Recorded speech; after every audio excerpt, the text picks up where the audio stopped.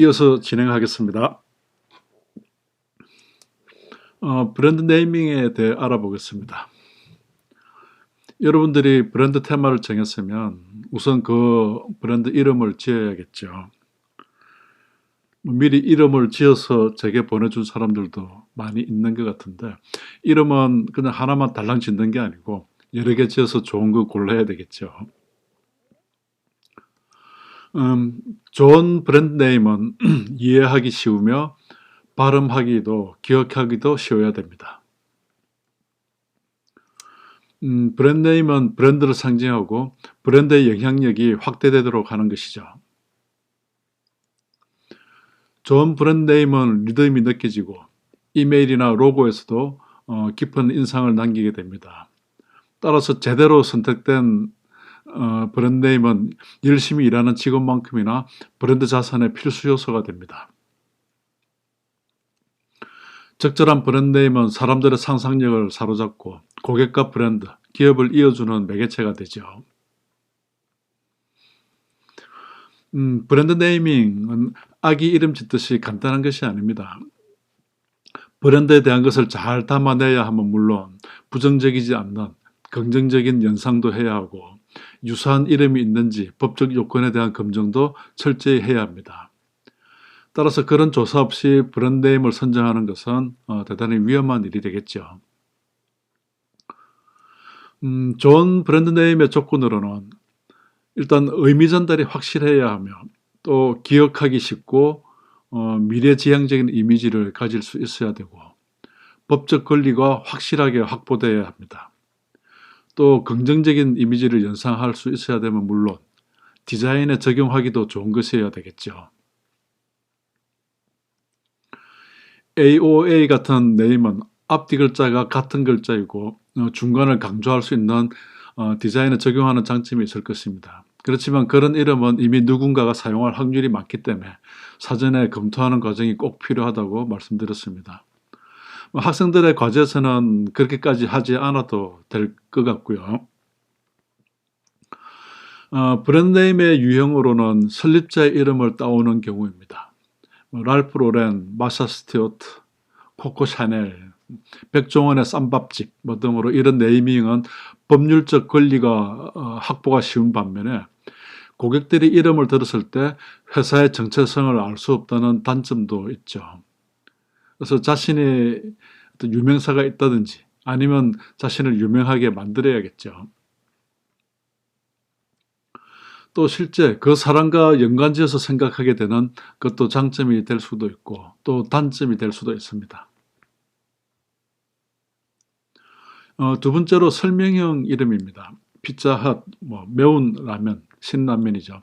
초코와 파이와 같이 설명형 이름은 제품의 성격이나 영역을 확실히 전달할 수 있다는 장점이 있으나 사업 영역을 확장해 갈 때 과거의 사업을 설명하는 이름이 오히려 장애 요인이 되기도 합니다. 또한 지나치게 설명적인 이름은 보통 명사처럼 어느 한 기업에 독점권을 줄 수 없어서 법률적으로 배타적 권리를 확보하기 어려운 점도 있습니다. 코닥, 제록스, 티보 같은 조어형 이름입니다. 이 티보는 TV와 인, 아웃의 글자를 따서 티보라고 이름 지었죠. 이런 유형의 네이밍은 새롭게 만들어진 이름으로 경쟁 브랜드와 차별성이 뛰어나며 법률적 권리 확보가 유리한 장점이 있습니다. 하지만 브랜드를 인식시키기 위한 노력이 필요하며 제품과 서비스를 알리기 위한 마케팅 비용이 많이 소요가 될 것 같네요. 다음은 상징형 이름입니다. 나이키, 파타고니아는 지명 이름이죠. 기업의 특징을 나타내기 위해 특정 사물이나 장소, 사람, 동물, 특별한 방식이나 신화 속의 이름 또는 외국어 이름을 차용하는 경우입니다. 이 상징형 이름은 시각화하기 좋은 조건을 가지고 있으며 이름 자체가 나름의 어떤 이야기 소재를 가진다는 그런 장점이 있습니다. 다음으로 머리 글자를 딴 이름입니다. 제너럴 일렉트릭, 아에게, 성경 이런 게 SK 디키니, CNN 등의 이해가 됩니다. 이렇게 머리 글자를 따서 네이밍하는 경우에는 이름이 너무 길어서 기억하기 어렵거나 법적 권리를 보장받기 어려울 때 많이 이용하는 방법이 됩니다. 이런 형태의 브랜드가 많아지는 추세지만 차별화도 점점 어려워지고 또 광고에 막대한 투자를 해야 되는 그런 단점도 있을 수 있죠. 다음으로 철자를 바꾸거나 일부러 틀리게 하는 방법도 있습니다. A를 X로 바꾼다거나 철자를 더 집어넣거나 하는 그런 방법이겠죠. 여러 가지가 복합적으로 된 이름도 있을 것입니다. 어떤 이상으로 브랜드 네임의 유형에 대해서 살펴봤습니다. 여러분들 프로젝트가 상품일지 행사일지 멋진 이름도 짓고 디자인해야겠죠. 의미도 담고 발음하기도 좋고 디자인으로 발전시키기도 좋은 이름을 지어보기를 바랍니다. 브랜드 네이밍을 위한 절차는 그냥 간단하게 넘어갈게요. 브랜드 전략을 보고 이렇게 하는데 네이밍 기준을 설정하고 그리고 적합성을 검토하고 적합성이라는 것은 차별화, 또 발음이나 기억 이런 여러 가지들이 될 것 같네요. 법적으로도 가능한지 그리고 그거에 대한 소비자 이미지 조사도 하고 연상되는 이미지, 부정적인 것들도 있는지 없는지도 살펴보고 그리고 마지막으로 상표 검색과 등록 절차를 진행해서 하나의 네이밍이 만들어집니다. 만일에 여러분들이 기업에서 어떤 일을 취직을 해서 일을 할 때 네이밍을 해야 된다면 꼭 이런 절차를 통해서 진행을 하는 것이 맞다고 생각됩니다. 아이덴티티 디자인의 기본 요소는 로고 타입, 시그니처나 마크와 로고를 결합한 형태를 이야기하고요. 또 거기에 슬로건을 모아서 합쳐서 만든 엠블럼도 있겠고 캐릭터도 있고 컬러 시스템, 또 어떤 서체를 사용할지 기본적으로 많이 사용하는 서체 타이포그래피에 대한 규정도 기본 요소에 속하게 될 것입니다. 응용 아이템은 명함이나 레터헤드, 편지지죠. 서식류, 브로셔, 웹사이트, 파비콘은 홈페이지에 상단에 보면 조그맣게 마크가 축소되어 있는 그런 형식을 이야기합니다. 사인 시스템도 있을 것이고요. 제품이나 패키지 디자인 또는 광고나 환경, 차량 디자인, 유니폼, 노벨티라고 하는 기념품 디자인 이런 것들로 응용 시스템이 이루어지고 이런 응용 시스템들은 여러 가지가 모여서 소비자들과 만나게 되면서 소비자들에게 경험적인 요소를 주게 되는 그런 어떤 것이라고 할 수 있습니다. 자, 그래픽 아이덴티티에서 중요한 요소로 외관과 느낌, 룩 앤 필입니다. 어떤 연예인은 마초적인 이미지의 느낌이 풀풀 풍기는 사람도 있고 또 어떤 사람들은 시골 아저씨 같은 분위기가 나기도 하고 어떤 사람은 중성적이고 도시적인 분위기를 보이는 사람도 있죠. 그런 것들을 우리는 룩 앤 필이라고 이야기를 합니다. 룩 앤 필은 디자인에서의 어떤 분위기를 말하는 것이죠. 스타일, 룩 앤 필은 브랜드 아이덴티티의 특징을 파악하고 즉시 인식할 수 있게 만드는 시각은으로 브랜드 아이덴티티의 관점을 표현하기도 하는 것입니다. 우리 디자인이 어떤 분위기로 갈 것인가를 결정하는 것이겠죠. 색깔과 이미지, 서체 등 외관을 구성하고 있는 요소들이 만드는 느낌은 전체 브랜드를 하나로 인식할 수 있게 하고 경쟁사와 구별이 가능하게 만드는 그런 어떤 요인이 됩니다. 예를 들어 보겠습니다. 여기 몹 호텔은 일반적인 호텔과는 개념이 좀 다른 파리에도 있고 여러 지역에 있는 호텔입니다. 일반적인 호텔은 객실과 레스토랑으로 운영이 되지만 이 호텔은 좀 다른 컨셉을 갖고 있죠. 일반적인 브랜드가 아닌 저렴하고 사회적이며 재미있고 지적이고 자극적인 경험을 하게 하는 그런 호텔입니다. 호텔 프로그램으로는 빈티지 마켓을 운영하거나 또 요가나 음악, 영화 교실도 하기도 하고요. 풀문 파티 또는 콘서트 등의 다양한 프로그램을 손님들에게 제공하죠. 호텔은 뭐 그러면서 다양한 분위기에서 건강한 식사 옵션을 제공하는 지역 커뮤니티 센터가 되기도 합니다. 호텔의 컨셉은 급진적이고 관습의 혼란을 불러일으키고 표준에 도전하고 마음의 만남, 인간의 교류 및 문화를 경험할 수 있는 넓은 공간을 제공하는 곳이다라는 컨셉을 갖고 있고요. 그런 것들을 모호텔은 컬러나 아날로그, 대담함, 다양함, 효율, 매력적이다라는 것들을 내세우면서 사람에 대한 것들을 강조하고 있습니다. 이런 호텔의 특징을 루겐필로 보면 다분히 복고적이고 서민적이고 빈티지한 분위기로 디자인을 풀어가죠. 디지털보다는 아날로그 느낌을 토내면 루겐필로 전체적인 아이덴티티를 표현하고 있습니다. 전체적으로 사람 느낌 나는 즐거운 익선동 골목길의 이미지를 가지고 있죠. 이런 것을 루겐필이라고 합니다. 이 디자인은 거친 표현과 원색의 배치가 그렇게 고급스럽지 않은 대중적이면서도 복고적인 분위기를 보여주는 것이죠. 디자인에서 선이나 색, 질감, 서체, 이미지 등이 그런 분위기를 전달하는 중요한 요소로 사용될 수가 있을 것 같습니다. 어떤 디자인은 도시적으로 보이고 이렇게 보이는 이유는 선과 색, 여백, 글씨체 등이 모여서 그런 이미지를 만드는 것이겠죠. 이 디자인은 미국적 레트로 느낌을 물씬 풍기게 되고요. 또 이런 디자인은 약간 비주류적이고 반항적인 느낌을 표현합니다. 이런 분위기, 루겐필을 통해서 그 제품이 어떤 유형의 것인지, 타겟은 누구인지, 어떤 부분을 강조하는 디자인인지 우리는 짐작할 수 있게 됩니다. 아마 여러분들도 여러분들의 과제에 이렇게 루겐필을 결정해야 될 것 같고요. 어떤 사람은 복고적으로, 어떤 사람은 첨단의 느낌이 나는 미래적인 분위기로, 또는 시골이나 내추럴의 느낌을 주는 그런 것을 결정하는 것이 디자인 컨셉이고 전략이 됩니다.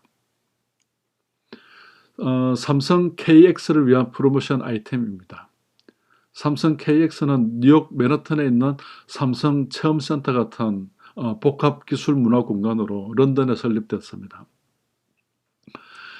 미래 첨단 기술을 소개하는 공간이니만큼 전시장 내부는 아주 미래지향적인 이미지와 오락적인 요소들로 이루어져 있지만 이 인쇄물은 첨단의 기술과는 전혀 다른 느림이라든지 인간적인 그런 메시지를 아날로그 분위기의 낡은 느낌으로 표현하고 있습니다. 이런 전략이 성공적일지는 모르지만 남과 다른 말을 함으로써 삼성이 가진 기술의 이미지에 따뜻한 사람 냄새를 더하는 전략적인 시도가 될 수도 있을 것입니다. 귀엽지만 깔끔하다 또는 도시적이며 현대적인 분위기가 난다. 편안하면서도 귀여운 느낌을 주는 것은 굵고 부드러운 선과 밝은 색 때문일 것입니다. 대지나 개구리의 표정, 색상 같은 것에서 어린이를 위한 디자인임을 알 수가 있죠. 또는 신선하다. 이것은 아침에 마시는 토마토로 만든 식전 음료를 위한 패키지입니다. 강렬한 분위기가 스포츠 또는 힙합적인 분위기를 표현하고 있죠. 여러분들이 과제를 하기 위해서 이런 룩앤필을 정하고 그러한 기준에 따라서 디자인 형태를 만들고 색상을 선택하고 선의 형식을 결정해야 될 것입니다. 디자인 컨셉을 위한 키워드를 찾아보고 그것의 룩앤필을 생각해보고 그런 이미지로 표현할 수 있는 소재를 찾아내고 계획한 디자인 분위기로 표현하고 제작해야 되는 것이죠. 다음번 수업 때는 여러분들과 또 아이디어를 체크할 때 이런 부분을 중점적으로 체크하고 피드백하게 될 것입니다. 브랜드와 관련된 사례 몇 개를 살펴보겠습니다. 디자인 전략과 아이디어, 디자인 분위기, 룩앤필을 잘 살펴보기를 바랍니다. 독일의 스튜디오 사포에서 진행한 도서환경 비주얼 아이덴티티 사례입니다.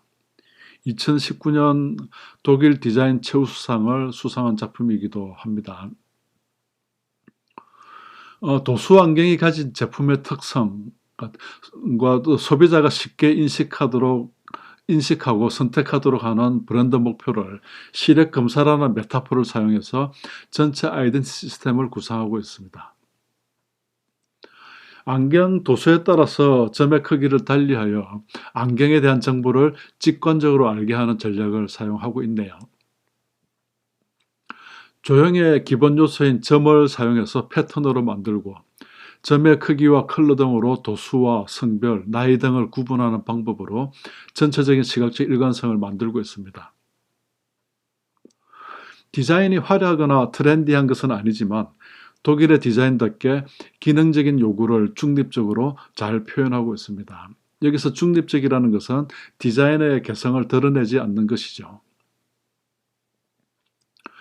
디자인 모티브가 다양한 응용 아이템에 적용된 모습이네요. 전체적으로 브랜드의 성격과 고객의 니즈에 대한 것을 잘 규정하고 있으며 유통에서의 편의성과 진열, 제품 차별화를 위한 디자인 전략을 보여주고 있습니다. 다음은 히어 디자인에서 진행한 LA 브로리 아이덴티티 및 패키지입니다. 모던하면서도 가벼운 느낌의 패턴과 컬러가 소프트해 보이고 도시적인 분위기를 나타내지만 디자인적인 특징이나 개성은 그렇게 강해 보이지는 않습니다. 물론 일반 맥주의 클래식한 분위기와는 거리가 먼 깔끔한 이미지를 보여주고 있죠. 그러나 라벨 뒷면에 이 맥주를 만드는 방법이나 성분 등을 손글씨로 넣은 것은 또 다른 디자인 전략의 차별성을 보여주는 것입니다. 이런 손글씨가 맥주의 장인이 직접 만드는 시간과 정성을 나타내는 요소로 작용하며 제품이나 제품의 생산 방식에 대한 장점을 강조한 디자인 전략입니다. 지난 시간에 영상으로 본 아제르바이잔을 위한 브랜드 로고죠. 새로운 것을 보자는 브랜드 아이덴티티를 다른 두 개의 이미지를 함께 보여주는 시각적 아이디어로 표현하는 이 아이덴티티도 커뮤니케이션 메시지를 창의적으로 표현하는 디자인 전략이 될 것입니다. 아제르바이잔의 A 이니셜을 이용하여 마크를 만들고 마크의 두 가지 세상을 같이 넣는 방식이 독창적인 시도가 될 수 있습니다. 이제 여러분들은 본격적으로 아이덴티티를 위한 디자인 과정에 들어갑니다. 디자인 테마는 정했을 것이고 또 이제 그에 맞는 네이밍부터 시작하겠죠. 네이밍을 하려고 해도 자료도 찾아보고 조사도 해야 할 것이며 디자인 아이디어나 디자인 분위기를 결정하기 위해서도 리서치를 해야 될 것입니다. 또 우리 브랜드가 어떤 것을 하는 것인지 브랜드에 대한 정의라든가 고객은 무엇을 원할지 그런 것들을 생각해 보기 위해서도 리서치를 하게 되죠. 고객의 니즈가 반영되어서 차별화 포인트를 만들고 그러면서 여러분들은 본격적으로 디자인을 계획하고 디자인 전략을 만들고 창의적인 디자인 아이디어를 만드는 과정을 진행하게 됩니다. 이번 학기 여러분들은 디자인 프로젝트 또는 과제는 이런 순서로 진행하면 될 것입니다. 먼저 리서치를 통해서 경쟁 상황과 고객 또는 제품이나 메시지, 디자인의 방향을 정하고 또 그 결과를 토대로 디자인 전략을 만들겠죠. 디자인 전략에는 커뮤니케이션을 위한 키워드, 이 키워드가 곧 커뮤니케이션 컨셉이 될 것이며 아이디어를 위한 요소로 사용됩니다. 그리고 디자인 기준도 만들고요. 경쟁, 고객, 차별화를 통해서 디자인 기준을 만들고 그 기준에 따라서 아이디어 스케치 과정에 들어가게 됩니다. 이런 과정에서 차별화의 가능성, 충족되지 않는 클라이언트, 고객의 니즈, 기존의 문제점들, 최신 아이디어와 트렌드 등도 살펴보게 되겠죠. 그런 계획에 따라서 디자인을 실행해야 되고 의도한 대로 효과를 발휘하고 있는지 판단하는 검토도 필요하게 될 것입니다. 전략적 사고가 아닌 무계획적인 사고로 인해서 디자인이 가야 할 방향을 잃지 않기 위해서도 계획과 기준이 필요한 것입니다. 지금 말한 내용은 뭐 어렵죠. 나중에 다시 말씀드리겠습니다. 간단하게 프로세스를 설명하겠습니다. 벌꿀 브랜드를 만들기 위해 B라인이라는 네이밍을 했습니다. B라인은 벌이 날아가는 궤적이죠. 그것이 디자인을 위한 메인 컨셉으로 날아가는 모양을 표현하기 위해서 중점적으로 스케치를 하게 됩니다. 그런 생각을 하는 것이 디자인 전략이겠죠. 벌꿀의 느낌을 풍기게 표현하고 고객이 원하는 고급감이나 현대적인 이미지를 주고 리서치를 통해서 다른 브랜드가 표현하는 방식도 조사하죠. 스케치를 통해서 어느 정도 디자인 방향이 결정이 되면 그것을 디테일하게 정리하는 과정입니다. 룩앤필에 맞는 서체와 컬러도 선택하고 그래서 가장 좋을 것 같은 디자인을 결정하는 것이죠. 완성된 로고와 그 로고가 적용된 패키지입니다. 응용 아이템으로 발전시키고 이게 Kill the Noise 앨범 디자인을 위한 메인 그래픽입니다. 약간은 사이버적이면서도 괴기스러운 모습을 표현하기 위한 스케치죠. 상징적인 손의 모양과 뱀, 기계, 주술적인 것들을 키워드를 뽑아보고 또 그런 것들이 적용되게 스케치에다가 적용을 해보는 것이죠. 그리고 최종 이미지를 만들고 영상 제작을 하고 그래픽에도 적용시키고 이런 프로세스로 이번 학기 여러분들의 과제를 완성해 나갈 것이다 라는 것을 한 번 더 말씀을 드리겠습니다. 다음 시간에는 구체적으로 아이디어를 만들고 디자인 요소를 적용시키고 하는 로고를 만들어가는 과정에 대해서 수업하겠습니다. 자, 감사합니다. 다음 시간에 뵙겠습니다.